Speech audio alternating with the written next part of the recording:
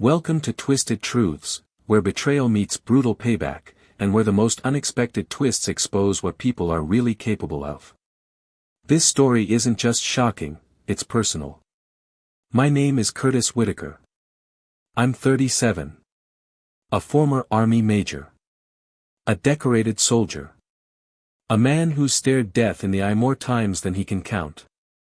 But none of that prepared me for the pain I felt the night I heard my parents talking about their will. I had always imagined coming home would feel like peace.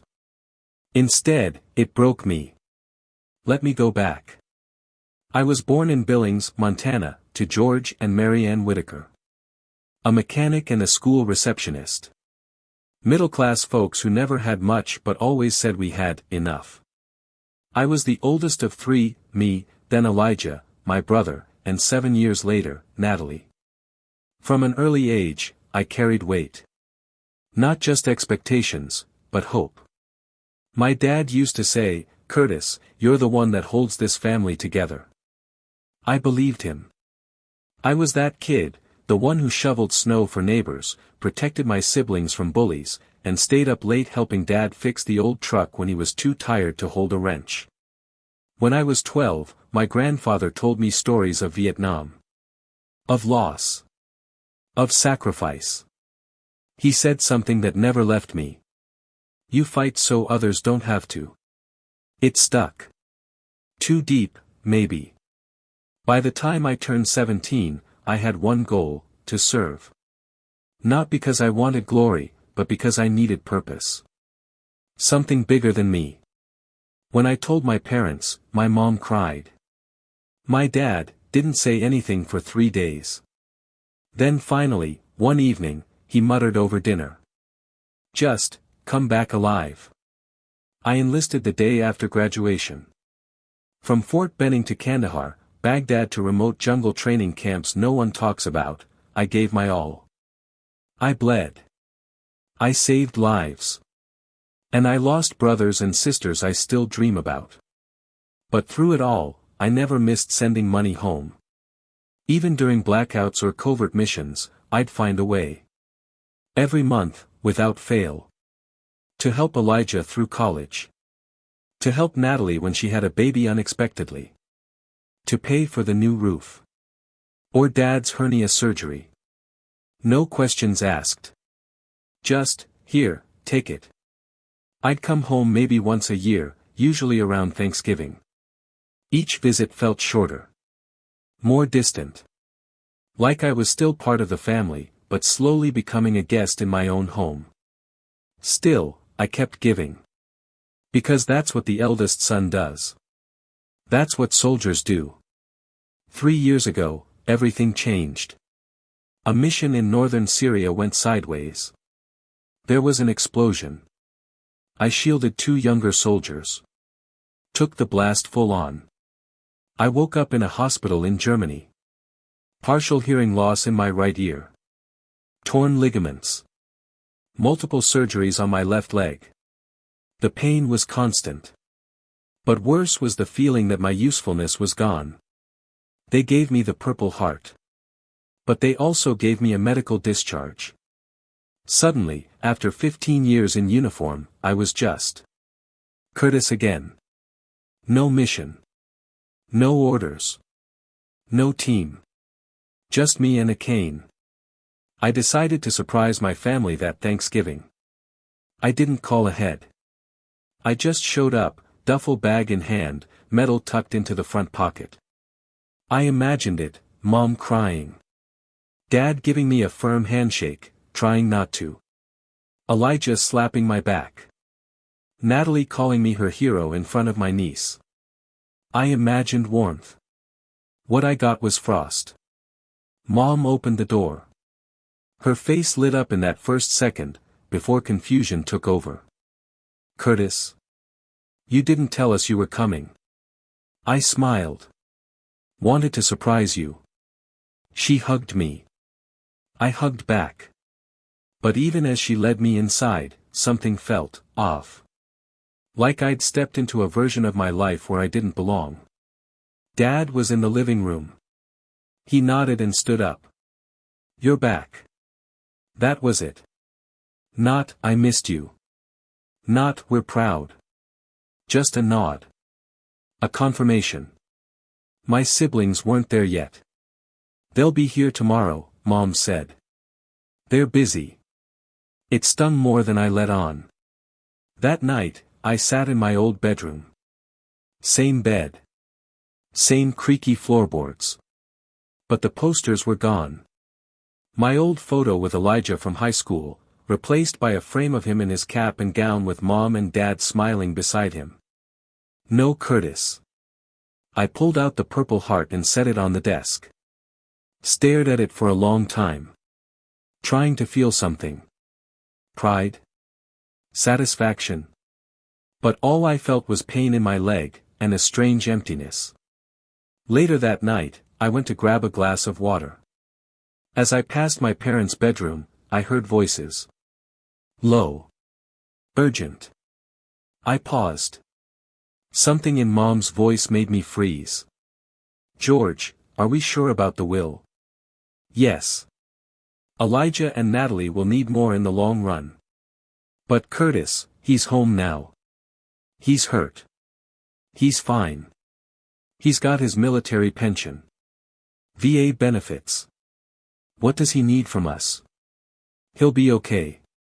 "They won't." I stood there in the dark hallway. Frozen. Not from shock. But from the slow, creeping realization that everything I believed about family was a lie. They were giving everything, house, savings, insurance, to Elijah and Natalie. Me? I got a pat on the back. And a Purple Heart. They saw me as fine. A man who didn't need help. Just because I didn't ask. I went back to bed that night and didn't sleep. Just stared at the ceiling, counting every second, every sacrifice, every dollar I'd sent home. And realizing, none of it mattered. I wasn't a son anymore. I was a memory they kept in a shadow box. The next morning, I didn't come down for breakfast. I heard Mom knock on the door, soft, hesitant. "Curtis? There's eggs. And coffee. Your favorite." I didn't respond. I sat in the old desk chair, staring at the Purple Heart resting on the windowsill, catching the pale light from outside. It looked cold. Empty. Like me. That morning was when something shifted inside me. For 15 years, I had defined myself by one role: protector. Soldier. Big brother. Provider. I didn't realize how fragile that identity was until the people I'd protected decided I wasn't worth protecting back. My mind was running in every direction. I remembered the nights in Kandahar when I held dying soldiers in my arms. The time I nearly lost my leg and still dragged another man to safety. The countless times I said no to buying myself anything just to send more money home. I thought of all the holidays I spent alone in desert tents, eating rations while my family carved turkey and smiled for photos I wasn't in. And for what? To be the strong one they could discard. That day, I left the house. I didn't tell anyone. Just put my cane in hand, grabbed the duffel, and walked out the door.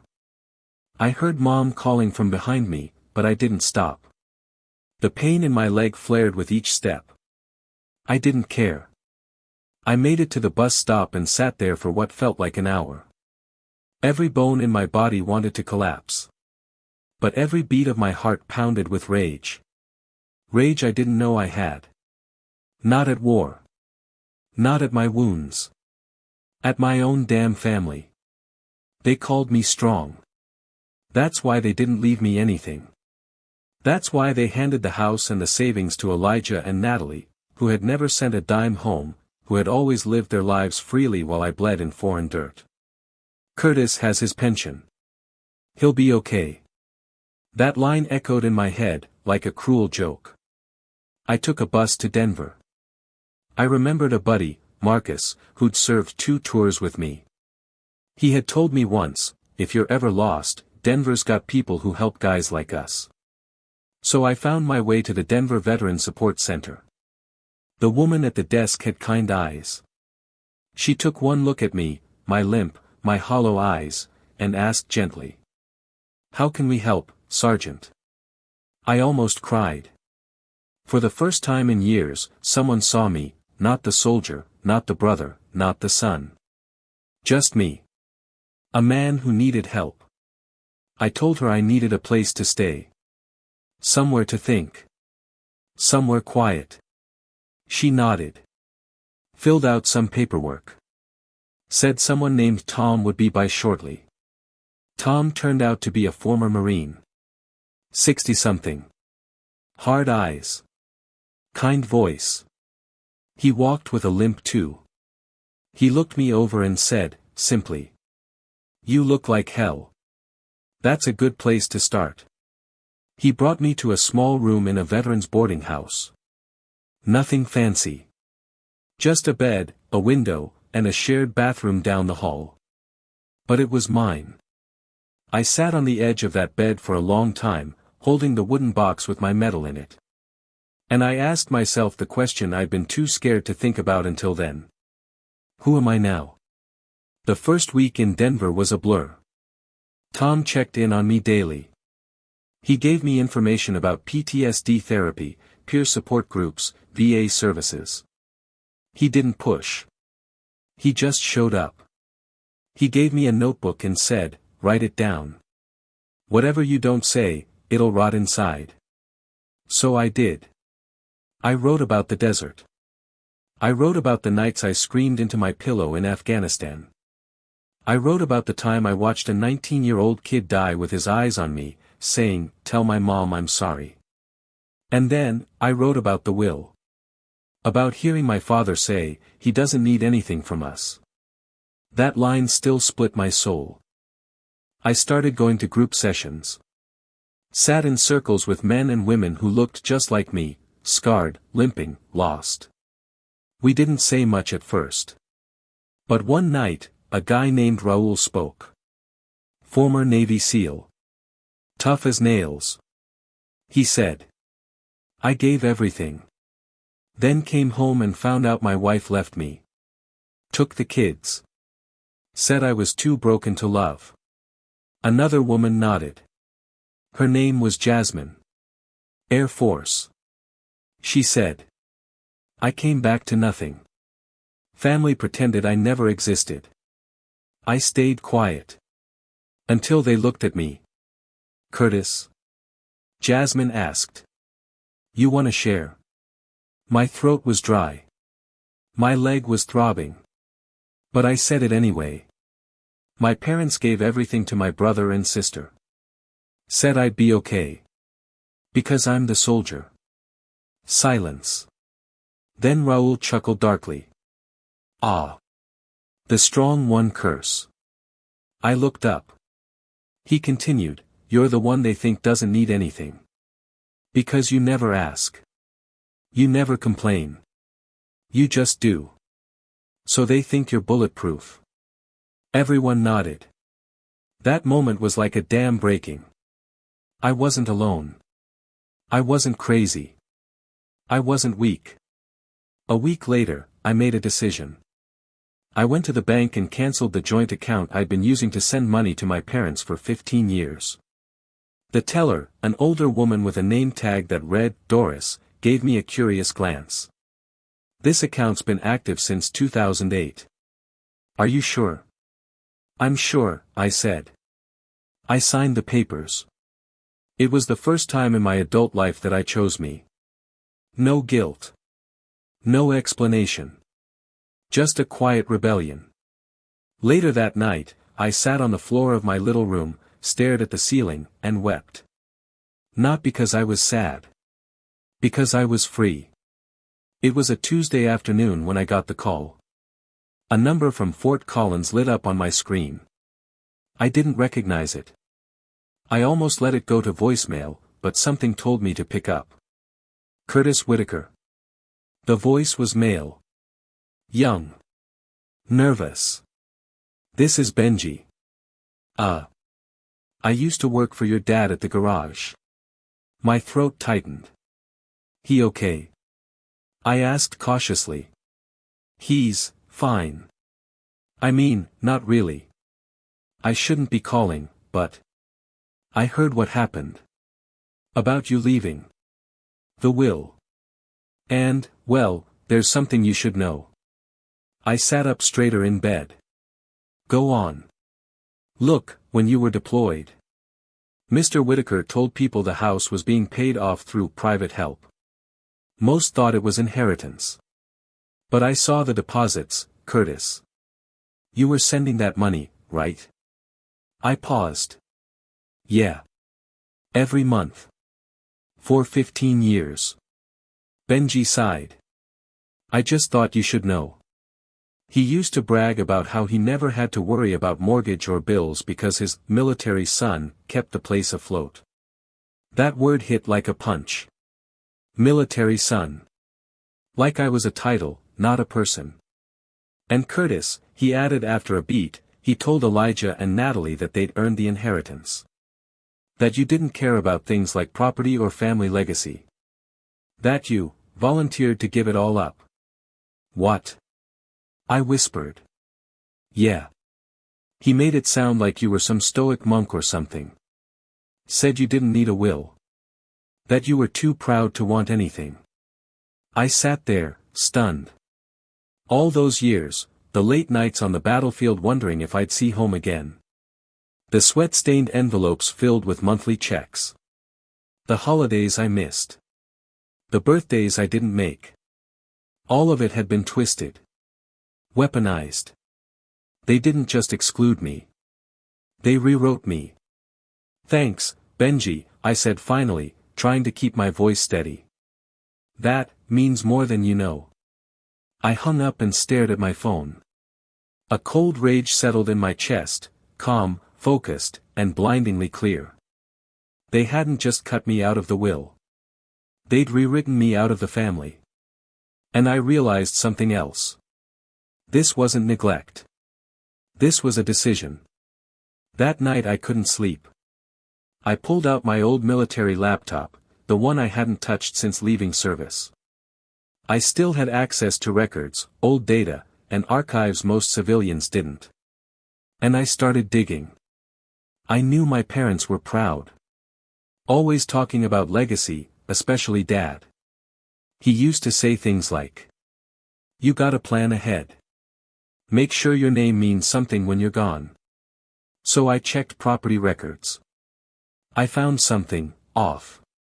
6 years ago, the family house had been placed in a living trust. The named beneficiaries? Elijah and Natalie. Not me. Not even as a backup. Not even a note. 6 years ago, when I was deep in Iraq, bleeding for my country, my parents had already decided I didn't matter. I dug deeper. An insurance policy. Dad had a life policy worth $300,000. Mom had one for $150,000. Beneficiaries? Again, Elijah and Natalie. I laughed. A sick, bitter laugh. Then I found the final punch in the gut. A financial report labeled Discretionary Transfer Summary. It was Dad's note from a meeting with their estate planner. Under the comments section, it read, "Eldest son, Curtis, has a stable military pension and VA benefits. He will be fine without family assets. Prioritize assets for younger children. No need to notify Curtis at this time." I stared at that sentence for a long time. No need to notify Curtis at this time. Like I was a footnote. A loose end to be trimmed. My hands shook as I clicked the laptop shut. This wasn't just betrayal. This was erasure. That weekend, I got a text from Natalie. "Hey big bro, hope you're doing okay. Mom and Dad are worried. Why don't you come home for dinner?" The gall of it. I didn't respond. Instead, I emailed a lawyer. A guy named Vincent Bell. Former JAG officer. Now he helped veterans fight housing discrimination and family estate issues. I told him everything. Sent documents. Screenshots. My story. He called me within hours. Curtis, this isn't just bad parenting. This is calculated misrepresentation. If you want to challenge the trust, I can help. If you want to expose them, publicly or privately, I can help with that too. I didn't answer right away. Because the question wasn't can I get justice? It was. What kind of justice do I want? I stared out the window of my Denver apartment, the early winter sky casting a gray light over the street below. It was that color, the in-between, not quite day, not quite night, that matched how I felt inside. I didn't want revenge just for the sake of pain. I wanted clarity. I wanted them to see what they had done. And then I wanted to disappear from their lives, this time on my terms. Vincent, the lawyer, laid out my options. If you want to file a formal challenge to the living trust, we'll need to subpoena their estate planner. If they misrepresented your intent or forged a signature, which I suspect, they're in legal hot water. He paused. But I think you want something deeper than court. He was right. Dragging this into court would make headlines in a small town like Fort Collins. My parents would face public shame. But that wasn't the part that excited me. What excited me was control. Because for the first time in years, I wasn't just reacting to what life threw at me. I was planning. I leaned forward and told Vincent what I wanted to do. First, I reopened a small side account, one my parents didn't know about. Then I contacted the VA to stop all forwarding payments to the account my parents used to siphon from. Done. Then I reached out to Elijah. Let's meet, I texted. Just us. You and me. No drama. He replied within minutes. You okay? I'm fine. Coffee shop near Sloan Lake. Tomorrow. Noon. I arrived early. He walked in wearing an expensive jacket, sunglasses, and a casual smirk like he was starring in a commercial for successful siblings who did nothing to earn it. We ordered drinks. I didn't speak until we sat down.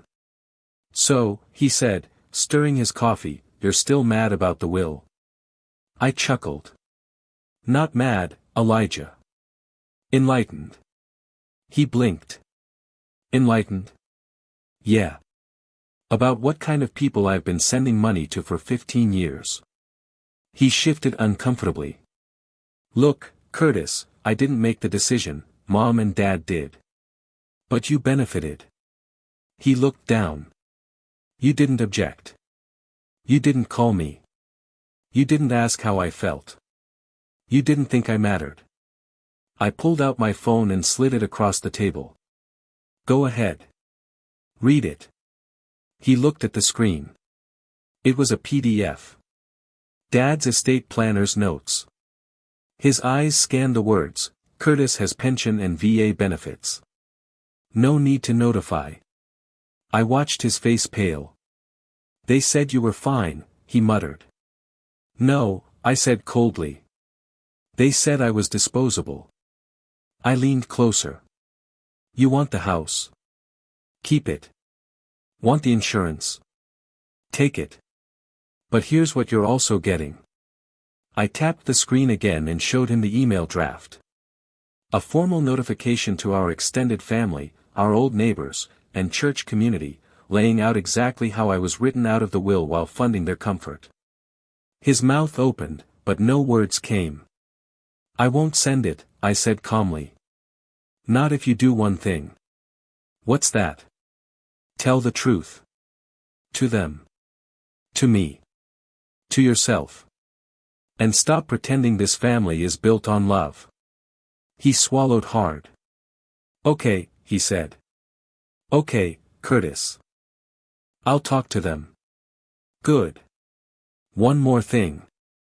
I slid another envelope across the table. That's a letter. Handwritten. For Natalie. You giving her the same threat? No, I said, standing. I'm giving her a choice. The letter to Natalie wasn't angry. It wasn't even long. Just. You once told me I was your hero. When you were 12, and I visited in uniform, you said, "One day I'll be brave like you." I wonder, if I asked you today, do you think bravery means sacrificing someone who'd give everything for you? I hope your answer is no. Curtis. Over the next 2 weeks, I didn't speak to any of them. I focused on me. I went back to therapy. Picked up my sketchbook again. Started painting at night, just me, some soft music, and the ghosts in my head. But something strange happened on the third Friday after that coffee shop meeting. A letter arrived. Handwritten. From Mom. It wasn't long. But it felt different. Curtis. Your silence hurts, but I understand it now. You weren't just a soldier to us, you were our son. And we failed to remember that. Your father won't say it, but I will. We made a terrible mistake. I've asked our attorney to revise everything. Elijah and Natalie agree. The new will split things evenly. But if you never want to speak to us again, I'll still love you. Mom. I didn't cry. I didn't smile either. I just stared at the paper for a long time, then placed it in the same box as my Purple Heart. Not because it healed me, but because it mattered. Because they finally heard me. There's a moment in every soldier's life where instinct takes over. Where you stop reacting and start moving with purpose. When I read my mother's letter, something clicked, not just emotionally, but tactically. I knew I had the upper hand now. Not because I was threatening anyone. But because for the first time since I left the army, I was choosing my own mission. And it had nothing to do with pleasing them. The day after receiving that letter, I met again with Vincent, the lawyer. I'm not filing anything, I told him. But I want a record of all this. Just in case they try to walk it back. He nodded. Smart move. Then I leaned forward. Now I want to build something. A legacy, my legacy. Vincent looked intrigued. Go on. I want to start a foundation for veterans like me. Not for pity. Not for charity. For identity. For rebuilding. Art therapy, maybe, he offered. You've mentioned painting. Exactly. He smiled. Now that's a mission worth fighting for. Over the next few months, I poured everything I had into launching the Curtis Whitaker Project, a nonprofit dedicated to helping discharged veterans find healing through art, music, and creative expression. It wasn't easy. Grants were slow. Permits dragged. But I had purpose again. And more than that, I had help. One of the peer support therapists from my VA group, a woman named Dana, agreed to lead group sessions. Raul, the former SEAL, volunteered to teach photography. Sarah offered to host poetry readings. And me? I painted. Every single night. War-torn cities. Lone figures walking into dust. A pair of boots left at a doorstep. A tattered American flag in grayscale. I painted what we felt but couldn't say. And people noticed. Then one afternoon, I got an email from an art gallery in Denver. They'd seen my work online. Someone had tagged them in a post. We're curating a veterans exhibition, the email read. Would you be willing to show your work? My hands trembled. For so long, I had been invisible. Forgotten. Overlooked. Dismissed. Now people wanted to see me. Not as a war story. Not as a tragic hero. As an artist. The exhibition was held in a converted warehouse downtown. White walls. Soft music. Pieces from 10 different veterans. Mine were tucked along the back wall. The final painting was called The Strong One. It was a portrait of a soldier, limping, face shadowed, eyes closed. His arms held out, not to fight, but to hold up a collapsing family home, drawn in fading charcoal outlines. Beneath it, a placard read. Sometimes the ones who carry everyone else are the first to be forgotten. People stopped. Stared. Some cried. One woman, an older army widow, whispered, "That's my son." Another, a teenager, said, "My brother came back from Iraq. He's, like this." I stood off to the side. Quiet. Watching. And for the first time in my life, I felt something stronger than pride. Peace. 2 weeks later, I received a package in the mail. It was from Natalie. Inside was a simple sketchbook. The cover had 3 words written in her handwriting. "For your future." Inside the front page, she had taped a photo I hadn't seen in years.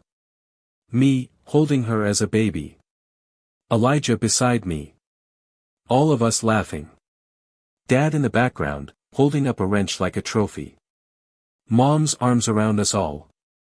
Beneath the photo, she had written, "Thank you for being our foundation. I'm sorry we forgot you were human too." I closed the book and stared at the ceiling for a long time. That night, I visited the old neighborhood. Not to go in. Just to see the house. Maple Street hadn't changed much. The oak tree still stood tall. The porch light was on, even though I knew they didn't live there anymore. I stood across the street, gripping my cane, watching. I didn't feel hate. I didn't feel grief. I felt like a soldier who'd made it home, not to the building, but to himself. I turned and walked away. I thought the battle was over. I thought peace had finally found me, that I'd built something that couldn't be broken again. But I should have known better. Scars don't just vanish. And sometimes, the sharpest betrayals come not from enemies, but from the ones who stood beside you when you healed. It started with a bank notification. Just a small alert at first. A $600 charge from the Curtis Whitaker Project's account, flagged as, consulting, Bell & Sons Financial. Bell & Sons? That was Vincent's firm. I frowned. I hadn't approved any consulting charges. In fact, the only authorized expenses were for therapy supplies, art materials, and utilities. I tried to brush it off. But something didn't sit right. So I checked the transaction log. And what I found, made my stomach drop. Over the past month, nearly $8,000 had been drained from our grant funds, small amounts, smartly spaced out, all labeled under vague terms, outreach, compliance, advisory fees. Every single one signed off by Vincent. The same man who'd helped me get legal clarity. The man who said, "Let's build something together." I called his office. No answer. I drove to his firm in downtown Denver, only to find the office empty. Not just closed for the day. Vacated. Furniture gone. Nameplate removed. Phone line disconnected. I stood there on the sidewalk, cane in one hand, jaw clenched. He'd disappeared. With my trust. With veterans' money. With my name still attached to it all. I went back to the apartment and collapsed into my desk chair. My vision blurred. My breath shortened. And for the first time in months, I felt that old familiar demon slither back into my chest. Not the pain in my leg. Not the ringing in my ear. The feeling of being used. Of being forgotten. Of being stupid for ever letting myself hope again. I wanted to smash the framed purple heart against the wall. I wanted to burn every sketchbook. But then. I looked at the strong one. The painting that had connected strangers. The image that said everything I couldn't. And I remembered what Raoul said in our first group meeting. If you give up after being used, they win twice. I reported the theft to the local authorities. Then I contacted the Colorado Veterans Fund, the organization that gave us our startup grant. I told them everything. Offered to step down. But they surprised me. "You didn't steal from us, Curtis," said the director over the phone. "You were the victim. And more importantly, You owned up to it. He paused. Don't shut it down. We believe in what you're doing. And we'll help you start again. Raoul showed up the next day with 2 duffel bags full of donated camera gear. Sarah brought coffee and a stack of poetry books. Dana scheduled an emergency session with the rest of the veterans in our program. We sat in that cold, half-empty studio and didn't say much. Until one man, Tyrone, a soft-spoken former medic, stood up and said, "I've had people steal from me before. My family. My ex. I wanted to quit, too. But this place, this is the first time I ever painted something and didn't feel like a ghost." He looked at me. "So don't quit, Curtis. We still need this." So I didn't quit. I filed formal fraud charges against Vincent. I helped the authorities collect evidence from our emails and the paper trail. It would be a long case, they warned me. He'd likely fled the state, maybe even the country. But I wasn't waiting for justice. I was building it. With every brushstroke. Every outreach session. Every new vet who walked through our doors and said, "Can I paint here?" The exhibition that fall was our biggest yet. Not in size. In meaning. We called it, Resilient. Each artist submitted a single piece. Mine was titled, Betrayal in Uniform. It showed a soldier handing over his heart to a man in a suit, who was walking away with a briefcase full of money, leaving the soldier alone in grayscale. Beneath the frame, I placed a small mirror.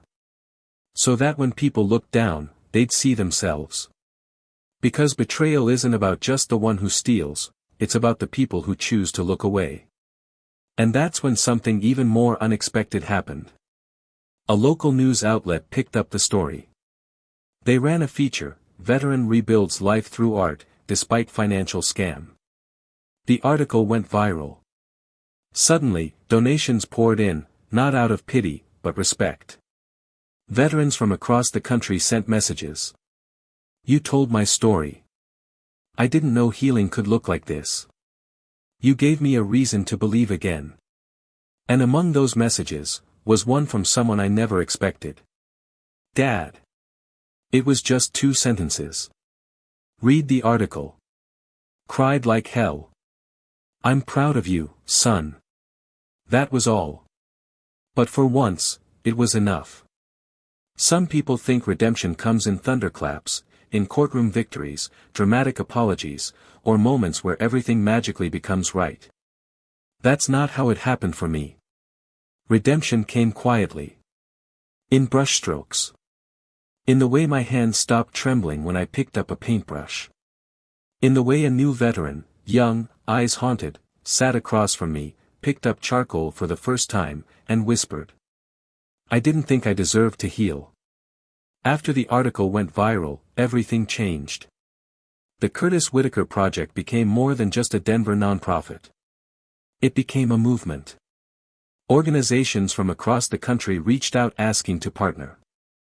News stations asked for interviews. A publisher offered to turn my paintings and story into a book. I declined the press tours and most of the attention. Not out of pride. But because this wasn't about me anymore. It was about the mission. Helping others like me find a way forward. One day, I got a call from a VA rep in Washington, D.C. She'd seen our gallery show, read the article, and asked if I'd be willing to speak at the National Veterans Healing Conference. We're focusing on life after betrayal, she said. And your story is exactly that. I said yes. Not because I had all the answers. But because I'd survived. And that was worth sharing. The night before the conference, I stood in the mirror, adjusting my collar. The scar on my neck, still there. My leg, still stiff. My hearing, still half gone. But for the first time in years, I looked at myself and didn't see a broken man. I saw Curtis. Just Curtis. And that was enough. My speech was short. I stood on stage in front of hundreds of veterans and civilians, cleared my throat, and said, I thought my war ended overseas. But it didn't. It followed me home. It looked like disappointment. It looked like betrayal. Sometimes, the people you fight for the hardest are the first to forget your name. But healing isn't about them. It's about you. It's about taking the scraps they left you with and building something stronger. It's about painting your pain. Turning it into something no one can erase. There was silence when I finished. Then applause. Tears. Even laughter. But most importantly, connection. Back in Denver, the project opened its second location. We called it the Strong One Studio. Every new member who joined was given a sketchbook and a blank canvas. No expectations. No judgment. Just space to be seen. To heal. To breathe. I still live in a modest apartment on the edge of the city. Still walk with a limp. Still wake up some nights, heart racing, from memories I wish I could erase. But I've found my rhythm again. Every Sunday, I visit the VA art room and sit with new veterans. We talk. Sometimes we don't. Sometimes we just paint. One afternoon, while organizing a shelf of donations, I found a familiar box, the same wooden box that once held my Purple Heart. I hadn't touched it in months. I opened it. The metal still gleamed in the light. But beside it now was something else. A folded piece of paper, slightly yellowed. It was the letter Mom wrote, the one where she admitted they were wrong. I hadn't remembered placing it there. But somehow, it felt right. Because that box no longer represented pain. It held truth.